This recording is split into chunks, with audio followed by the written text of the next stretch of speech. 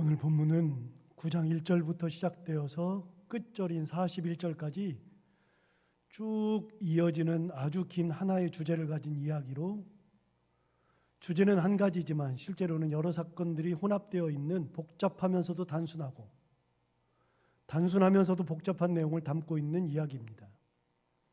따라서 오늘 설교를 이해하기 위해서는 9장 전체를 차근차근히 살펴보아야만 합니다. 그렇다면 이 이야기는 어떻게 시작되고 어떤 과정을 거치고 어떤 결말을 맺을까요? 이야기의 시작은 예수님께서 길을 걸어가시다가 제자들과 함께 가실 때 날때부터 맹인된 사람을 보게 되면서부터 시작됩니다. 이때 제자들이 날때부터 맹인된 사람을 보고서 예수님께 물어봐요. 예수님, 선생님, 이 사람이 맹인으로 태어난 것이 누구의 죄로 인함입니까? 저 사람 잘못입니까? 아니면 부모의 죄입니까? 제자들이 이렇게 묻는 것은 어떤 특별한 의도를 가지고 물어보는 것이 아니라 진짜 궁금해서 물어보는 겁니다. 구약시대의 개념으로는 육체의 질병은 죄 때문이었거든요. 그래서 육체에 병이 생기면 죄라고 여겼습니다. 죄를 지었으니까 육체의 병을 얻었고, 육체의 병을 얻었다는 것은 하나님께 벌을 받았다는 의미였기에 육체의 병을 가진 사람들은 하나님 앞에 형벌을 받았으므로 성전에 들어갈 수도 없었습니다. 왜냐하면 성전은 온전한 자들만 들어갈 수 있는 곳이지 죄를 지은 사람들이 들어갈 수 있는 곳이 아니니까요. 특별히 이 맹인은 날때부터 맹인이었기에 그 죄가 어디서부터 오는지 참 궁금했습니다. 만약에 태어날 때는 정상적인 눈을 가지고 있었다가 중도에 실명했다, 그러면 그 사람이 잘못한 거라고 생각하기 쉽잖아요. 부모의 죄는 아니잖아요. 그런데 태어날 때부터 맹인으로 태어났기 때문에 이 사람은 누구 죄 때문에 맹인이 되었는가가 궁금한 겁니다. 무슨 죄를 가지고 있기 때문에 하나님 앞에 이런 형벌을 받았는가, 그런 생각을 하게 되는 거죠. 당대의 개념으로는 그럴 수밖에 없었습니다. 당대의 신앙적 한계는 질병은 무조건 죄 때문이라는 거였습니다. 그 한계를 가지고 생각하고 판단하고 행동하기 마련이죠. 우리가 지난주에도 똑같은 얘기를 했었습니다. 벗어날 수 없습니다. 내가 가지고 있는 한계를 벗어나는 것은 불가능합니다. 예를 들어서 지금이야 일상적인 것이 되었지만 우리나라 초대교회 선교사들이 들어왔을 때 사진기를 가지고 사진을 찍었어요. 그때 처음으로 사진기를 본 사람들이 사진을 못 찍게 했었습니다. 왜냐하면 사진을 찍으면 영혼을 뺏어간다, 이런 생각을 했었기 때문에. 그래서 아이들 사진을 절대로 못 찍게 했었습니다. 웃기는 얘기죠. 지금은 뭐 이렇게 찍고 저렇게 찍고 뭐 난리인데 그때는 그게 한계였습니다. 더 재밌는 얘기들이 있잖아요. 선교사들이 들어와가지고 테니스를 치니까 지나가던 양반들이 보고 저런 거는 종들이나 시키지 왜 자기들이 땀을 흘리면서 저짓하고 있느냐 그랬다고 하지 않습니까? 그 당시에는 테니스 치는 것 자체가 운동이 아니라 그거는 노동이었습니다. 조선시대 말기에는 선교사들의 기록에 의하면 씻지를 않았답니다. 1년에 한 번이나 두 번 씻는 것이 전부여서 너무나 더러웠답니다. 우리가 백이민족이라고 하지만 실제로 옷도 굉장히 시커맸답니다. 몸에 완전히 떼국물이 흘렀답니다. 이해가 안 되잖아요. 길거리는 온통 사람똥, 개똥, 소똥, 닭똥도로 모든 도로가 다 똥덩어리였답니다. 이거 선교사들의 기록에 나오는 얘기입니다. 어떻게 사느냐 싶죠? 그런데 그때는 그게 아무런 문제가 되지 않았습니다. 여러분, 우리가 가지고 있는 한계가 그런 겁니다. 한계가, 내가 가지고 있는 한계가 그러면 그걸 가지고서만 판단해요. 벗어나지 않아요. 구약시대의 사람들은 병이 들었다 그러면 무조건 하나님의 형벌이라고 생각했습니다. 죄 때문이라고 생각했습니다. 벗어나지 못합니다. 결국은 그 한계를 가지고서 생각하고 판단하고 행동하기 때문에, 그렇기 때문에 이런 질문을 하게 된 겁니다. 저는 요즘 옛날부터 성경을 읽을 때 이렇게 읽어야 되는구나라는 생각을 옛날에 하고서 그때부터는 그렇게 성경을 읽고 있습니다. 어떻게 성경을 읽냐면 지금의 개념으로 성경을 읽지 않습니다. 그걸 쓴 시점에, 성경을 기록한 시점에 어떤 개념으로 썼는지, 그 사람들은 어떤 생각을 하고 있었는지를 항상 그 당시로 돌아가서 성경을 읽는 버릇이 있습니다. 그러니까 그 사람들이, 제자들이 그렇게 묻는 거는 어떤 의도성을 가지고 저 사람이 죄인입니다 그렇게 묻고 싶은 게 아니라, 도대체 날 때부터 맹인인데 그렇다 그러면 누구 죄 때문입니까? 라고 하는 것을 진짜로 물어보고 싶은 겁니다. 그게 자기들의 한계니까요.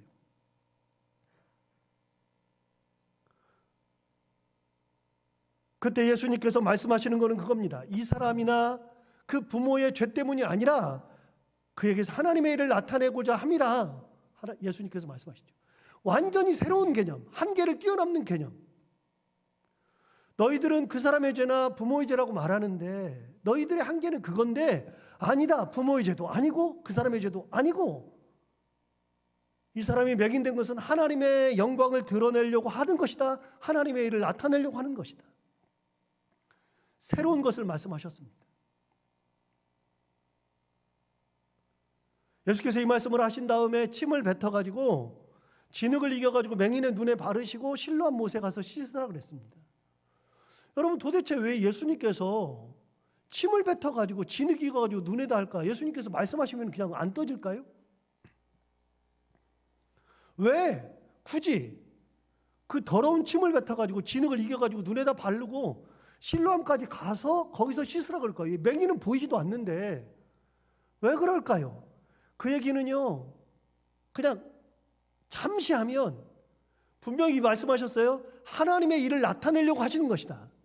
하나님의 영광을 나타내려고 하는 것이다. 그러니까 이 사람을 눈을 그냥 눈 떠라 그러면 뜰 수도 있지만, 사람들에게서 그렇게 하는 것을 보여줌으로 해서, 실로암까지 가서 씻어서 되는 것을 보임으로 해서 사람들이 다 주목하고 있잖아요. 주목하고 있을 때 그렇게 다님으로 해서 아하, 진짜 하나님이 역사하시는구나를 보여주고 싶은 거예요. 아무 때나 그렇게 한 게 아니고요. 여러분, 그렇게 되었을 때 모든 사람이 깜짝 놀랍니다. 큰 기적이 일어났죠. 믿기 어려운 일이 일어난 겁니다.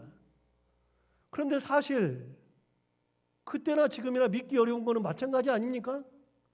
여러분, 날 때부터 소경된 사람을 지금도 눈을 뜨게 하는 것은 불가능합니다. 의학이 아무리 발달했어도 시신경이 죽어 있으면 절대로 안 됩니다. 신경이 살아있으면 지금은 가능합니다. 그래서 눈이 안 보여도요, 검사를 해본 다음에 신경이, 눈에 가는 신경, 시신경이 살아있으면 눈을 뜨게 할 수 있습니다. 지금은. 그러나 신경이 죽으면 안 됩니다. 날 때부터 눈이 그렇게 된 사람은 고칠 수가 없습니다. 그런데 그런 놀라운 일이 일어났죠. 사람들이 얼마나 놀라겠어요.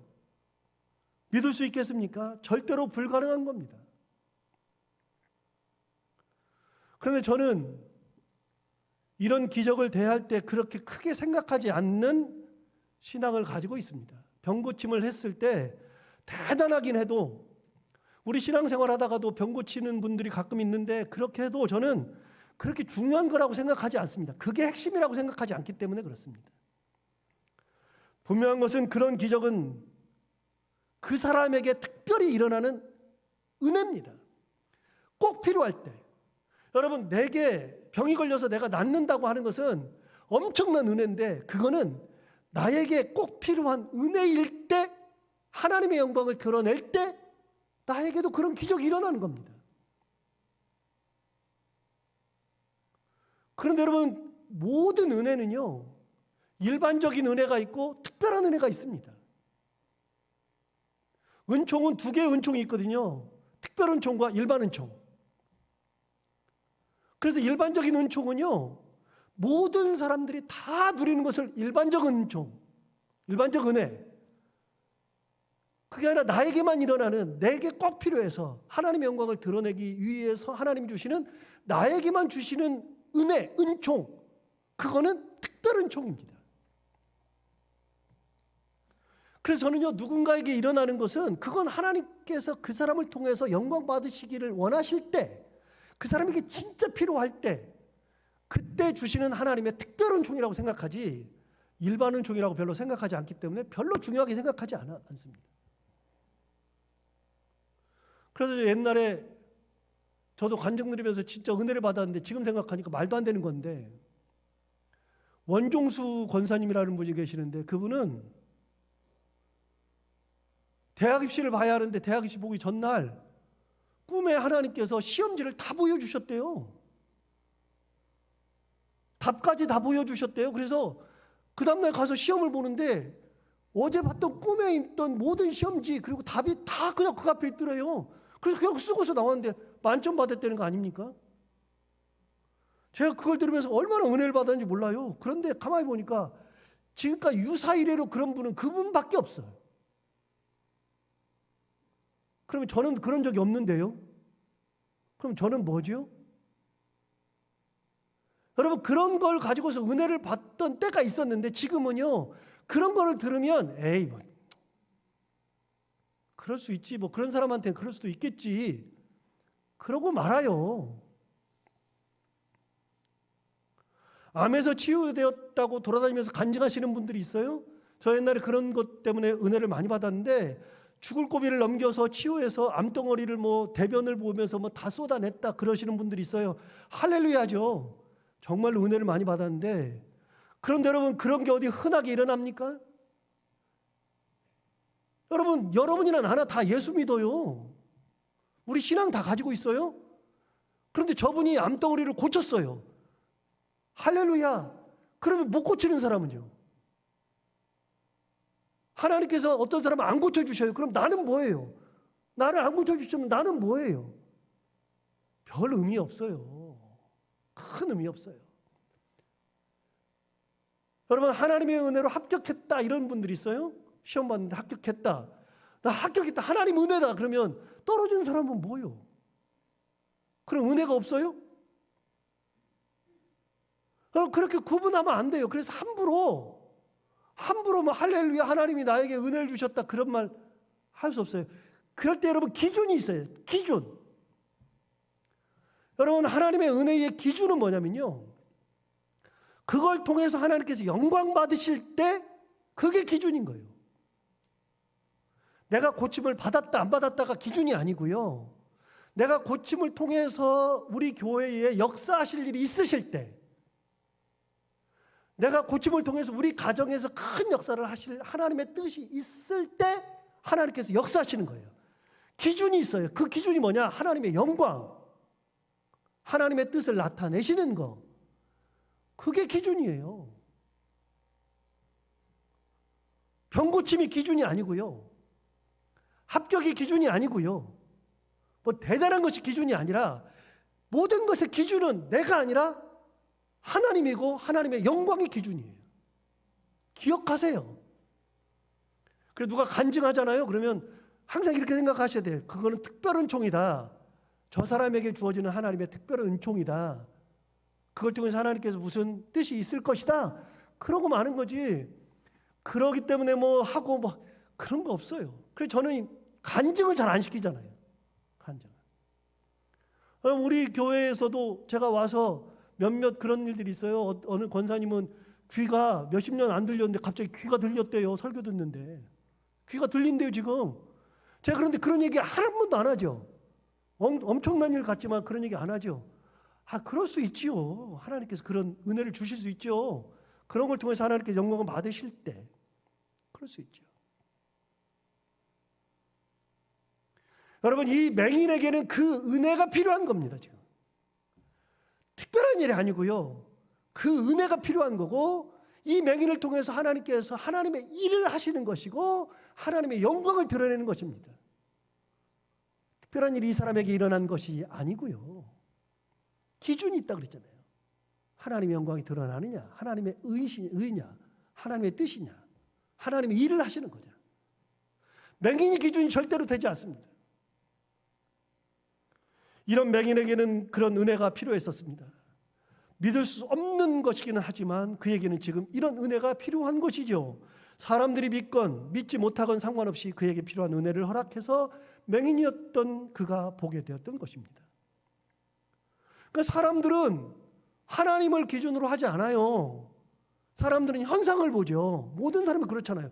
저 사람 병 나았대. 그러니까 그걸 보죠. 나도 나아야지. 이런 생각을 하는데 그 사람들은 그게 기준이에요. 병 고치는 기준이에요. 그러니까 당대 이스라엘 사람들도 유대인들도 기준이 그거니까요. 그러니까 믿을 수가 없는 거예요. 어떻게 이런 일이 일어나나. 단 한 번도 일어난 일이 없는데 제가 생각할 때요. 이런 일은 지금도 안 일어나요. 지금도. 말이 되지 않습니다. 그래서 사람들끼리 경론하거든요. 9장 8절하고 9절 한번 볼까요? 사람들이 경론을 합니다. 이웃 사람들과 전에 그가 거린인 것을 보았던 사람들이 이르되 이는 앉아서 구걸하던 자가 아니냐. 9절도 볼까요? 어떤 사람은 그 사람이라, 앉아서 구걸하던 사람이라, 어떤 사람들은 그렇게 말하며 어떤 사람은 아니라 그와 비슷하다 하거늘 자기 말은 내가 그라 하였다. 사람들이요, 나면서부터 맹인이었던 사람, 한 번도 보지 못했던 사람들이 갑자기 눈을 뜨고 돌아다니니까 사람들이 말하는 거예요. 야, 저 사람 구걸하던 사람 아니야? 그 사람 맞네. 그랬더니 어떤 사람 아니야, 비슷한 사람이야. 자기들끼리도 헷갈리는 거예요. 이게 자기들끼리 경론하고 있잖아요. 근데 눈 뜬 사람이 뭐라 그러냐면 내가 그 사람이다 그랬어요. 내가 그다. 그랬더니 10절 11절 한번 볼까요? 그들이 묻되 그러면 내 눈이 어떻게 떠졌느냐? 물어보죠. 너 어떻게 눈 떴어? 야, 이거 어떻게 눈 떴어? 11절 대답하되 예수라 하는 그 사람이 진흙을 이겨 내 눈에 바르고 나더러 실로암에 가서 씻으라 하기에 가서 씻었더니 보게 되었노라. 여러분, 대답 자체가 이해가 되질 않습니다. 너 어떻게 눈 떴어? 그런데 예수라는 사람이 진흙을 이겨서 내 눈에 바르고 실로암가에서 씻으라 그랬는데 씻었더니 그대로 내가 눈 떴다. 말이 안 되는 얘기를 지금 하고 있잖아요, 이 사람이. 이해가 되지 않습니다. 다시요. 사람은 자기 한계를 넘어서는 절대로 받아들이지 못합니다. 한계 내에서만 생각하고 판단하고 행동하는 겁니다. 그러니까 우리의 한계가 넓어져야 돼요. 예수 믿는 사람들의 한계가 넓어져야 이해력이 커져요. 저 사람이 저렇게 할 때 그럴 수 있어요. 저 사람이 저렇게 할 때 받아줄 수 있어요. 그러는데 내가 가진 이 한계만 가지고 있으면요 절대로 못 받아요. 왜 그런 옷을 입고 다녀? 왜 그런 신발 신어? 머리는 왜 그렇게? 문신은 왜 해? 모든 게 다 한계에 다 걸리는 거 한계에. 신앙생활에서 제일 중요한 게 그런 것들 아니라는 거 뻔히 아는데, 그런 거는 중요한 것이 아니라는 걸 뻔히 아는데 신앙생활하면서, 우리 같은 신앙생활하면서 그걸 가지고서 시비 걸고 그것 때문에 상처받고 그것 때문에 힘들어하고 이해가 안 되는 건데 우리는 그러고 있어요. 그렇게 살았어요. 이 사람들은 이해가 안 되는 거예요. 예수라는 이가 진흙을 이렇게 이겨가지고 눈에다 바르고 실로암에 가서 씻으라 그래서 내가 씻었더니 나았다. 이해가 안 되는 말 투성입니다. 그런데 이 사람은 뭐라고 대답하죠? 이 사람은 분명합니다. 사람들은 이해 못하는데 눈뜬 맹인은 분명합니다. 누가요? 예수라 하는 이가 어떻게 해요? 진흙을 이겨서 내 눈에 발라서 실로암에서 가서 씻으라 그랬어요. 그래서 어떻게 해요? 내가 가서 씻었어요. 그랬더니 어떻게 됐다고요? 나았다고요. 은혜를 체험한 사람과 체험하지 못한 사람은 한계가 달라지는 거예요. 완전히 다른 삶을 살고 다른 행동을 하는 겁니다. 은혜를 체험하지 못한 사람들은 그걸 듣고도 이해가 안 돼. 뭔 소리 하는지를 몰라. 그런데 은혜를 체험한 사람은 분명한 겁니다. 누가요? 예수가요. 어떻게 해요? 진흙을 이렇게 이겨가지고 눈에 발라가지고 실로암 가서 씻으라 그랬어요. 그래서 어떻게 했다고요? 그래서 가서 씻었다고요. 그래서 결론은요, 나았다고요. 말이 다르죠. 확신이 다르죠. 완전히 달라졌죠. 여러분, 은혜는요, 체험하는 자의 것입니다. 곁에서 본 것은 은혜가 아니에요. 은혜는 내가 체험한 사람들만 가지고서, 그걸 가지고서 누릴 수 있는 것이 은혜예요.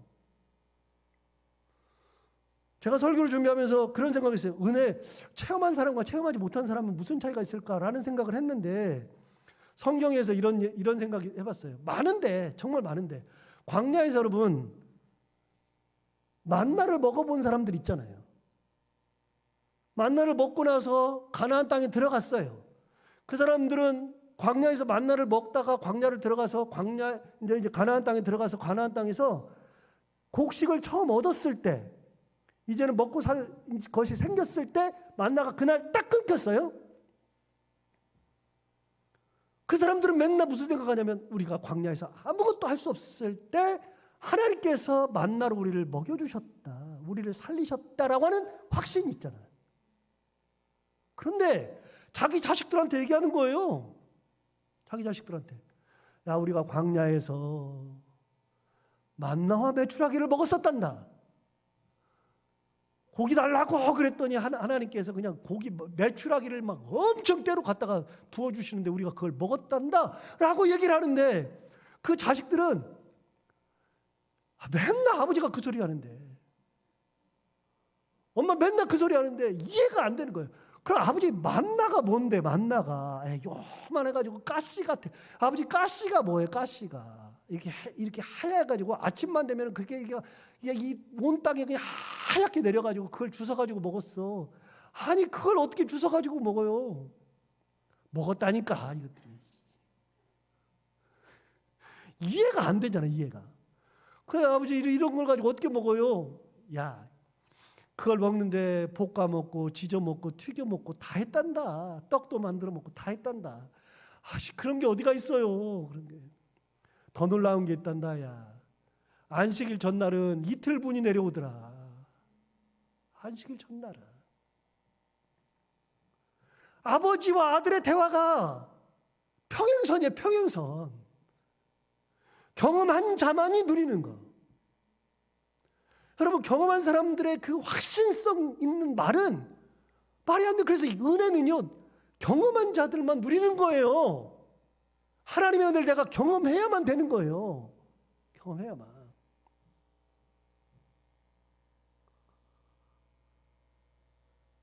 저도 만나와 메추라기를 경험하고 나니까 하나님의 살아계심을 누구보다 강하게 확신하죠. 그래서 제가 말씀드리잖아요. 저는 다른 목사님들에 비해서 설교가 굉장히 세요. 상당히 세요. 살아 계신다. 다른 분들 살아 계시다. 저는 막 살아 계신다. 이를 악물고 설교하듯이 굉장히 세요. 이유가 뭐냐면요, 그런 과정을 겪었기 때문에 그래요. 불교도 아닌 무교의 집안에서 태어나가지고, 무교를 섬기는 집안에서 태어나가지고서 그런 것만 보고 자라다가 고등학교 때 1학년 때 신앙을 갖게 되고 그 믿음으로 목사까지 되었으니까, 하나님의 살아계심을 확고하게 믿지 못하면 제 신앙을 제대로 가질 수 없을 뿐만 아니라, 하나님의 신앙이 저한테 확실하지 않으면 목사로서의 사명을 감당하지 못하니까, 하나님께서 순간순간마다 확실한 만나를 주시고 확실한 메추라기를 주시니까, 경험하니까, 다른 사람보다도 체험이 더 많으니까 확신하는 거예요. 엄청난 연단을 주시는데, 고등학교 2학년 때 가을 추석이 되었을 때 제사를 드리면서 절을 하지 않겠다고 결심하고 기도를 3개월 동안 했습니다. 고등학교 2학년짜리가 내가 이제는 절하지 않으리라, 우상 숭배하지 않으리라 3개월 동안 고등학교 2학년짜리가 3개월 기도하고서 추석날이 되었는데 추석날 아침에도 갈등했습니다. 이거 내가 절 안 했다가 큰일 나는데, 그러다가 마지막에 내가 지금까지 기도했고 하나님 살아 계신데 안 해야지, 그렇게 했다가 집안이 발칵 뒤집혔습니다. 집에서 쫓겨나기 일보 직전이었습니다.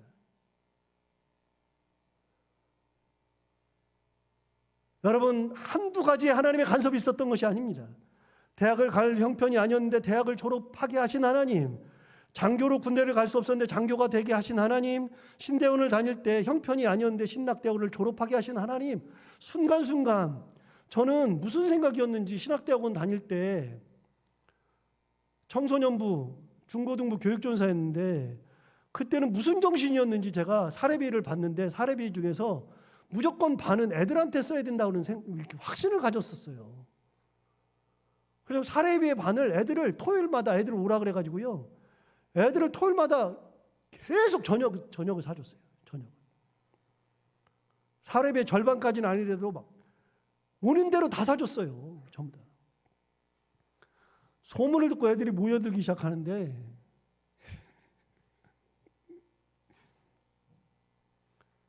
그 사례비에서 전기세, 수도세, 가스비, 전화비 내야 했고 먹고 살아야 했고 책 사봐야 했고, 그때 안양이어서 제가 여기 천호동에 있을 때 안양까지 버스 타고 다녀야 했고 11조 내야 했고 감사원금, 절기연금 내야 되고, 그리고 그 돈으로 학비까지 내야 했으니까 가능해요? 지금 생각해도 불가능해요. 불가능한데 왜 그런 생각을 했는지, 애들한테 반은 써야 된다고. 그런데 여러분, 놀랍게도 신학대학원을 졸업했잖아요. 신학대학원 다닐 때 그래서 학교에 될 학비가 없어서 교회에서 장학금을 줘야 말이죠. 그래서 그 목사님 제가 잘 알거든요. 제가 저기 대학부 할 때, 대학생일 때 우리 교회 그 전임 전사님이어가지고 아주 잘 알거든요. 형 동생 하는 사이인데 제가 장학금 줘달라 그랬더니 뭔 장학금이냐 그래가지고 추접스럽게 왜 장학금도 안 주냐고 그랬더니 50만 원 나중에 신학대학원 3학년 때 주더라고요. 50만 원. 그러니 뭐 돈이 없어가지고서 학비를 낼 수 없으니까 어떻게 해요? 진짜 거짓말이 아니라 죽기 살기로 공부했습니다. 장학금 타려고. 그런데 선천적으로 공부를 잘하는 애들이 있잖아요. 죽기 살기로 했는데 걔들이 장학금을 좋은 걸 다 타가고 나는 타봐야 10만 원 타고 20만 원 타고 그러니까 이게 게임이 안 되는 거예요. 그런데 그때 죽기 살기로 공부했던 것이 지금 제 머릿속에 다 남아있는 거예요. 버릴 게 없구나. 버릴 게 없어요. 여러분, 그 어려운 시절에도 하나님 의지하고서 그냥 사는 거예요. 대책이 있어서 사는 게 아니라 대책이 없는데 그냥 산 거예요. 목회자가 된다는 영성 하나 가지고서 그냥 사는 거예요. 유학할 때 돈이 없어서 하루하루가 걱정이었고 한 달을 넘기는 것이 숙제였고 1년 사는 것이 아예 불가능했는데, 놀랍게도 그 물가 높기로 유명한 영국에서 7년 6개월을 보냈고 박사학위를 받고 왔어요. 여러분, 얼마나 더 설명을 해야 될까요? 순간순간 하나님께서 제 삶에 만나와 메추라기를 주시는데, 분명한 것은 하나님께서는 살아 계시고 지금도 역사하시고 우리를 가장 좋은 길로 인도하신다는 거예요. 그래서 여러분, 분명한 거예요. 은혜는 체험하는 자의 것이지 구경하는 사람의 것이 안 돼요, 절대로. 그 사람들 뭐라 그래요? 야, 너 어떻게 했어? 분명하게 얘기잖아요. 예수라 하는 이가 얼마나 확고해요. 예수라 하는 이가 진흙을 이겨서 내 눈에 바른 다음에 실로암 물가에 가서 씻으라 그랬다. 그래서 씻었더니 나았다. 확신을 가지고 얘기하는 거예요. 내 신앙이죠. 내 은혜죠.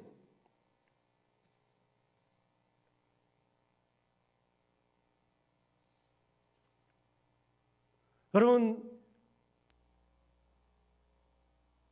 맹인이 눈을 떴을 때 사람들이 자기를 가지고서 이런저런 얘기를 할 때 얼마나 웃기겠어요. 바리새인들한테도 데리고 가는 거예요. 바리새인들한테 이해가 안 되니까. 그 사람들이 이해가 안 되죠. 은혜가 내 것이 아니니까. 다시요, 은혜는 두 가지가 있다고 그랬어요. 일반 은혜와 특별 은혜. 은혜를 빼고 은총을 넣으면 돼요. 일반 은총과 특별 은총. 특별 은총은 내 거예요. 내 거. 일반 은총은 구원의 은혜, 구원의 은총. 모든 사람 다 주시는 구원의 은혜, 십자가의 은혜, 이런 건 일반 은총이고요. 내게 주시는 특별한 은총이 따로 있는 거예요. 따로. 이 매기는 눈을 뜨는 은혜. 하나님이 지금도 여러분들에게 역사하셔서 각자 한 사람 한 사람에게 주시는 특별한 은혜와 은총이 따로 있는 거예요. 전부 다. 가정마다 달라요. 가정마다. 구경하는 사람은 이해가 안 돼. 내 것이 아니니까요. 그래서 바리새인들에게 데려가죠. 바리새인들한테 데려갔더니 바리새인들이 물어요. 자, 16절 한번 볼까요? 바리새인 중에 어떤 사람은 말하되 이 사람이 안식일을 지키지 아니하니 하나님께로부터 온 자가 아니라 하며, 어떤 사람은 말하되 죄인으로서 어떻게 이러한 표적을 행하겠느냐 하여 그들 중에 분쟁이 있었다. 여러분, 바리새인들은 그 얘기를 듣고 나서 또 무슨 생각하고 있어요? 하나님의 은혜, 하나님의 영광을 생각하는 게 아니라 자기 한계를 생각하는 거예요. 한계. 어떤 한계? 이 사람이 안식일을 지키지 않았다. 웃기지 않아요? 왜요? 내 것이 아니라 그래요. 내 것이 아니라. 내 은혜가 아니라서. 딴 얘기하는 거예요. 예수님께서 고쳐주신 거, 하나님의 영광이 나타나는 것이 아니라 예수님께 고쳐주신 것 자체를 가지고 얘기하는 게 아니라 안식일 날 이 일을 했다는 거예요. 안식일 날 일을 했으니까 하나님께로부터 온 자가 아니다. 그러면 누가 보냈어요? 어떤 사람은 아니다, 표적을 행하는 거 보니까 하나님께로부터 왔다. 그러니까 바리새인들끼리도 또 싸워요. 결국은 바리새인들이 부모를 부르죠. 부모를 불러가지고서 직접 물어봅니다. 20절부터 22절. 물어봤더니 부모가 대답합니다. 20절. 그 부모가 대답하이르되 이 사람이 우리 아들인 것과 맹인으로 난 것을 하나이다. 이 사람이, 이 눈뜬 자가 내 아들 맞습니다. 원래 날 때부터 맹인이었습니다. 분명히 얘기하죠. 그런데 21절. 그러나 지금 어떻게 해서 보는지, 또는 누가 그 눈을 뜨게 하였는지 우리는 알지 못하나이다. 그에게 물어보소서. 그가 장성하였으니 자기 일을 말하리이다. 22절. 그 부모가 이렇게 말하는 것은 왜 그렇게 얘기했냐? 우리 몰라요. 직접 물어보세요 라고 말한 이유가 나와요. 22절. 그 부모가 이렇게 말한 것은 이미 유대인들이 누구든지 예수를 그리스도로 시인하는 자는 출교하기로 결의하였으므로 그들을 무서워함이로라. 만약에 예수가 나오고 그러면 출교해 버린다는 거예요. 여러분, 출교가 뭐죠? 출교는 쫓아내는 거잖아요. 쫓아내는 거. 쫓아내는 거 출교인데 우리 교회도, 원래 교회도 출교가 있어요. 교회 징벌 중에 출교가 있어요. 당신 이제 교회 그만 나오셔. 당신은 이제 우리 교회 성도들로서 자격을 상실했어. 그래서 제적시켜 버리는 거예요. 출교. 그러면 요즘은 출교시키면 에이씨, 교회가 여기밖에 없어? 딴 데 가버리지? 그럼 또 딴 교회 가면은 아이고, 우리 교회 새로운 분 오셨다고 또 좋아하죠? 요즘은 출교라는 것이 무의미해져 버렸어요. 그런데 초대교회만 해도 출교 그러면 굉장히 큰 혈벌이었고요. 이스라엘 사람들에게 있어서 출교는요, 대단한 겁니다. 영어로는 excommunication. 커뮤니케이션, 그러니까 커뮤니케이션은 같이 이렇게 대화하고 같이 함께 뭘 하고 이렇게 함께 하는 것이 커뮤니케이션이잖아요. 그런데 X시키는 거예요. 거기서부터 함께 대화하고 함께 밥 먹고 함께 일하고 함께 놀고 하는 것에서 따돌리는 거예요. 공동체로부터 완전히 따돌리는 거예요. 그래서요, 말 거는 그 동네에서 이 커뮤니케이션 되면, 출교되면 동네에 같이 살던 사람들이 갑자기 말도 안 해, 아는 척도 안 해, 일거리도 안 줘. 그러다 보니까 완전히 왕따 되는 거예요. 얼마나 무서운지 아세요? 투명인 취급하는 것이 출교예요. 가끔 여러분도 투명인 취급 받을 때 있지 않아요? 저도 몇 번 받아봤는데 환장하는 거예요. 그런데 그 사람이 나를 투명인 취급하면 다른 사람하고 놀면 돼. 그런데 그 사회 전체가 출교를 딱 하는 순간에 그 사람하고 말 한마디라도 붙이면 얘도 출교. 그 사회 전체가 말을 안 시켜요. 출교를 하면. 아무것도 안 해요. 그러니까 큰일 나는 거죠. 그러니까 부모가 아들이 그렇게 됐을 때 내 아들 맞는데 누가 고쳐줬는지 어떻게 고쳤는지 우리는 모르니까 직접 물어보소서. 이렇게 말한 이유가 뭐라고요? 출교시킬까 봐 무서워서 그랬다는 거예요. 무서워서. 그러니까 다시 또 바리새인들이 나면서부터 맹인된 사람을 다시 또 불러요. 또 불러가지고 물어보죠. 24절 25절 물어보니까 24절 25절에 이에 그들이 맹인되었던 사람을 두 번째 불러 이르되 너는 하나님께 영광을 돌리라. 우리는 이 사람이 죄인인 줄 아노라. 그러니까 병고침을 받은 걸 가지고 얘기하는 게 아니라 자꾸만 이 사람은 죄인이라는 거, 예수는 죄인이라고. 25절 대답하되 그가 죄인인지 내가 알지 못하나 한 가지 아는 것 내가 맹인으로 있다가 지금 보는 그것이니이다. 이게 뭐라고요? 내가 체험한 은혜라고요. 나는 모르지만 한 가지 분명한 것이 있습니다. 내가 맹인으로 있다가 지금 보는 거. 그래서 은혜는요, 내 은혜가 돼야 돼요. 내 은혜, 하나님께서 주시는 나만의 은혜, 특별한 은혜. 그걸 체험하는 사람들은 믿음이 강해지는 거예요. 흔들림이 없는 거예요. 또 이런저런 얘기를 합니다. 그랬더니 27절에 보면 자꾸만 그런 거 얘기하니까 27절에 이렇게 얘기하죠. 대답하되 내가 이미 일렀어도 듣지 아니하고 어찌하여 다시 듣고자 하나이까? 당신들도 그의 제자가 되려 하나이까? 도대체 왜 물어봐요? 당신도 예수님 제자 되려 그래요? 예수 지금 비난하고 있는데 거꾸로 얘기하잖아요. 당신도 예수님이 제자가 되려 그래요? 그랬더니 바리새인들은 이렇게 대답합니다. 28절 29절 그들이 욕하여 이르되 너는 그의 제자이나 우리는 모세의 제자라. 하나님이 모세에게는 말씀하신 줄을 우리가 알거니와 이 사람은 어디서 왔는지 알지 못하노라. 결국은 유대인들이 뭐라 그래요? 야, 내가 그 사람 제자가 된다고? 아니, 너는 예수 제자인지 몰라도 우리는 모세의 제자다. 하나님께서 모세에게 말씀하신 거는 내가 아는데 그 사람에게 말했는지는 모른다. 여러분, 유대인들의 판단 근거가 모세입니다. 유대인들에게는 모세가 가장 중요한 판단 근거예요. 모세가 가장 중요한 인물입니다.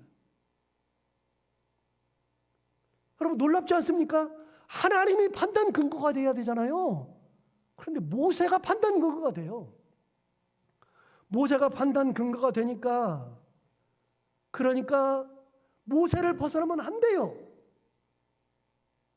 모세 율법의 안식일을 지켜야 된다 그랬으니까 안식일을 범했으니까 죄인이요.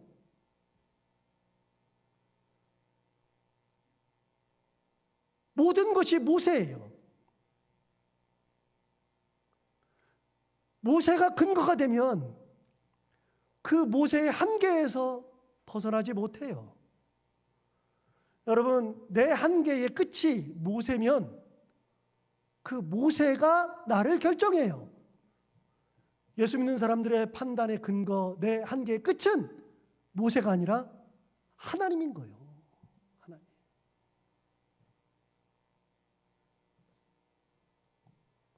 그래서 모세를 근거로 따지다 보니까 자꾸만 이상한 소리만 하는 거예요. 자꾸만. 결국은 모세의 근거로 쫓아냅니다. 34절 볼까요? 그들이 대답하이르되 내가 온전히 어디서 태어났어요? 다시요. 34절 보세요. 그들이 대답하이르되 내가 온전히 어디서 나서요? 죄 가운데 났다. 여러분, 죄 가운데 났다는 것은 모세 율법의 얘기예요. 네가 온전히 죄 가운데 나서 우리를 가르치느냐 하고 이에 뭐 했다고요? 쫓아냈어요. 이걸 아까 뭐라 그랬어요? 출교라 그랬어요. 너는 모세 율법에 의해서 쫓아내버린 거예요. 쫓아냈어요.